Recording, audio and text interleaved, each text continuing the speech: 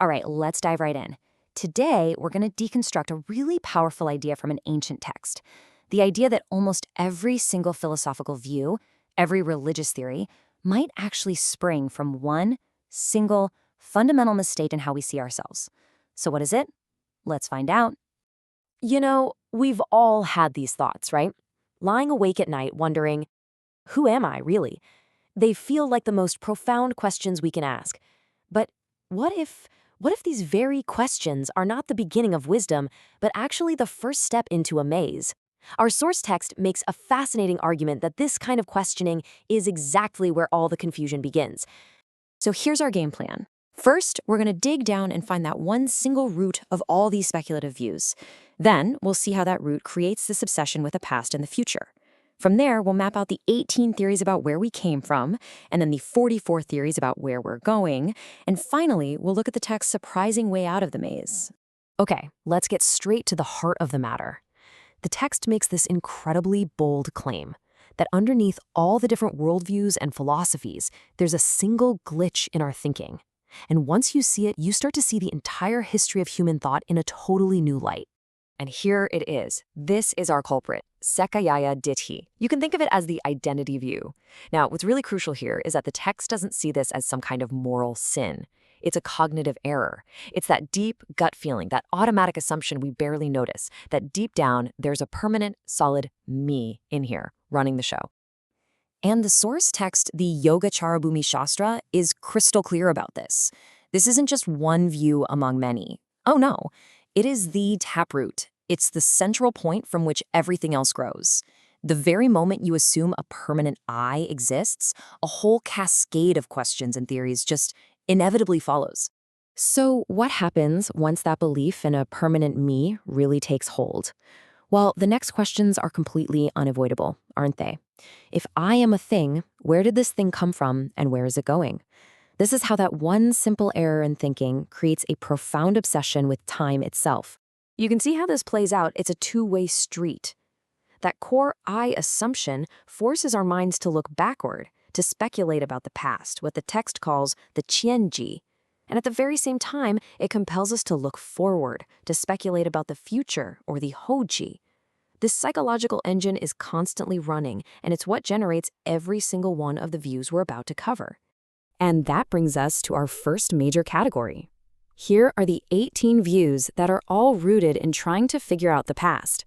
Every single one is a different attempt to answer that question, where did this I come from? Now, instead of just listing all 18, the text does us a favor and groups them into these 5 main buckets. And you can see the whole spectrum of thought here.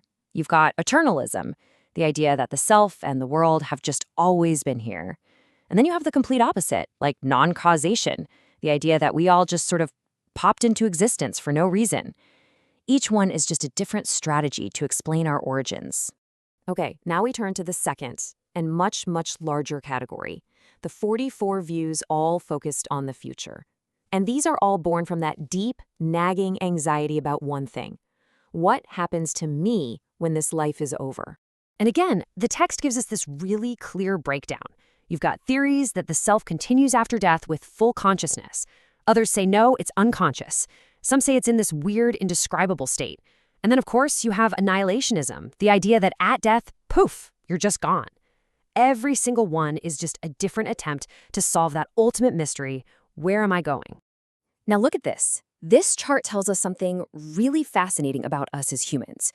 We've got 18 views about the past, but 44, more than double, about the future. What the text is pointing to is that our anxiety about what's coming next is way more powerful than our curiosity about where we've been. That fear of the unknown future, that's the most fertile ground for all this speculation. So we've mapped out this whole confusing landscape of beliefs. Where does it leave us? Well, this final section shifts from just diagnosing the problem to actually presenting the solution. And it all boils down to the consequences of the path you decide to walk. The text draws this incredibly sharp line in the sand. On one side, you have what it calls poorly expounded doctrines. They all share that same faulty foundation, that belief in a permanent I. And because of that, they ultimately just lead to more fear and suffering. But on the other side, you have a well-expounded doctrine. And its goal isn't to give you a better theory about yourself. Its goal is to cultivate a direct wisdom that just cuts through all the noise and leads to freedom. And this, right here, this is the key. The antidote is not to find a better belief system. It's not about throwing out those 62 views and adopting a 63rd one. The way forward is what the text calls a purification of view, or Zhen Qing Jin. It's about a process of seeing things so clearly that the initial mistake, that core error, just dissolves. And when it does, all of that speculation becomes totally unnecessary. So let's just trace the logic one last time. It all starts with that one simple, powerful idea, a permanent I. From there, our focus immediately gets split, sending us down the rabbit hole of 18 views about the past and 44 views about the future.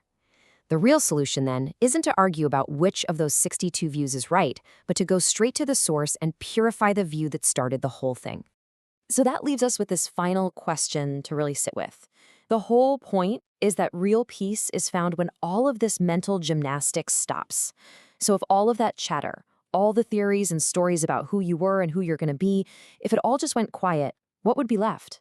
Where would the mind finally find its rest?